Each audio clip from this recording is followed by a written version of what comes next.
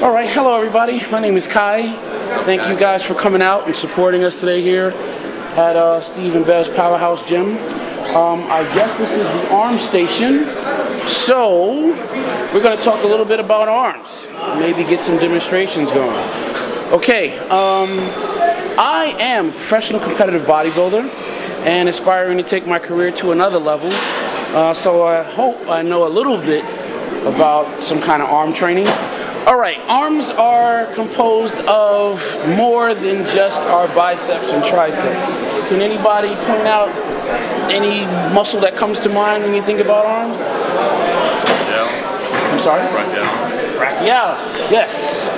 Another one. Forearms. Yes. Okay, forearms. Good. You know, your forearms actually have an extensor side and a flexor side. The flexor side of your forearms actually are responsible for helping us with the supine grip or contraction. Does that make any sense? All right. These muscles of our flexor side of our forearm actually have their point of origin on the medial epicondyle of the brachium. Does that make any sense? Yeah, okay. The reason why I bring it up is because in order to think about arm training, I think you might want to think about the totality of your arm. All right? So you have a flexor side, you have an extensor side. What is a flexor? A flexor, well, when a joint is flexed, it would mean that the joint is now called to close. Does that make any sense? Okay, so inflection of our wrist, you know, that would mean the joint has been closed. And when we do the opposite of that, that would be called the extension. So the muscles that help you do that would be the extensor side. Does that make any sense? All right. I have just been joined by both Evanson Depani, IFBB Pro champion, and Oscar Arden, trainer of champions. What do you find works best for bringing up the peaks? There are many different beliefs, you know, since I've been training, where people have said, well, if your arm, you know, has a good peak, you know, sorry. There's a lot of things that I've learned throughout the years. Early on, if a guy had a shorter bicep, whether big or small, a lot of people thought maybe that person has been doing a lot of concentration curls or a peaking movement, you know. And if a person genetically has longer biceps, where when they flex, the bicep is not as peak, it's more full, more football shape. They're more likely to think that, you know, they've been doing more preacher curls.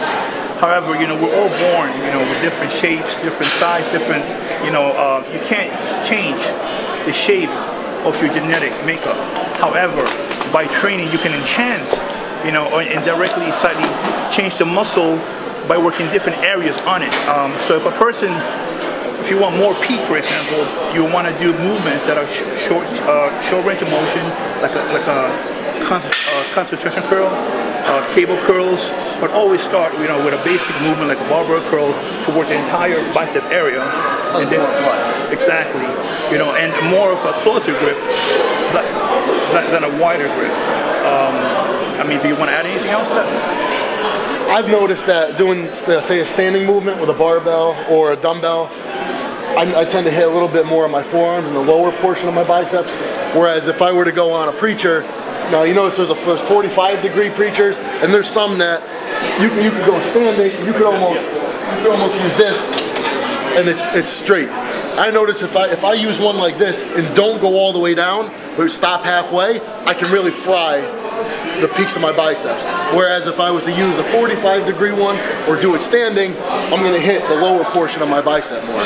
That's just my experience with it. He's 100% right. Whatever you put your bicep, where you peak right here, and constantly that way, he's able to attack the middle of the bicep, and I'm sure that area gets engorged with blood and fatigues right away. Right. That's actually the answer to the question. If you do barbell curls, do a movement like this, it will definitely enhance the peak of the bicep. But if you were a person with longer you want more because your bicep is short. You want to make it a little fuller. You rather do the 45 degree, the one that he said he doesn't do. That works more the bicep length. I've seen guys that can move, some serious dumbbells, curling, but you also notice usually they got some good sized forearms too. Right.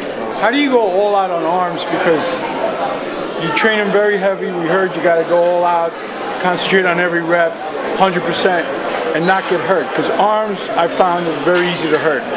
I've blown out biceps, triceps, tendons, and it seems like I can't really push myself to where I used to be able to push myself because over time you blow things out. So how do you control that? Where do you find the balance? That's a really good question.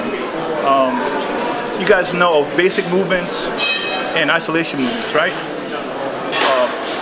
My focus has always been to go as hard and as strong and as heavy on the basic movements, where you handle the most weight and you have multiple muscle groups helping that area.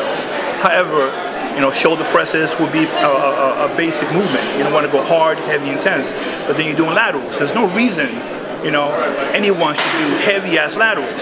It's all about feel, concentration, that you're trying to stimulate, the delt without utilizing the triceps, your back, or your chest.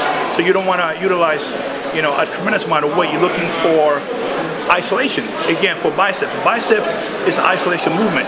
Any movement for biceps is isolation. However, when you do back, your biceps get directly involved.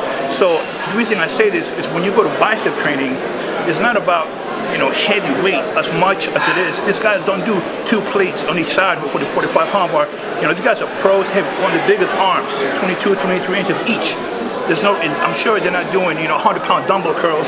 It's about squeeze, concentration, mind-to-muscle connection. You can make a 40, 50. Kai did bicep a few days ago. He finished off with 45, 50 pounds incline dumbbell curls. After that, we did barbell curls with a 25 and a 10 on each side. Squeezing, nice negative. Squeezing, it's not you can take it to failure that way than do heavy weight and try to rock it back and forth because you're trying to isolate your biceps where you put them in a position, to work the hardest. Whether you're doing barbell curls, cable curls, machine curls, it's all curling. It's all about keeping the mind in the muscle and squeezing, nice negative. If you do it that way, you won't handle a lot of weight. You put your tendons less at risk and you have more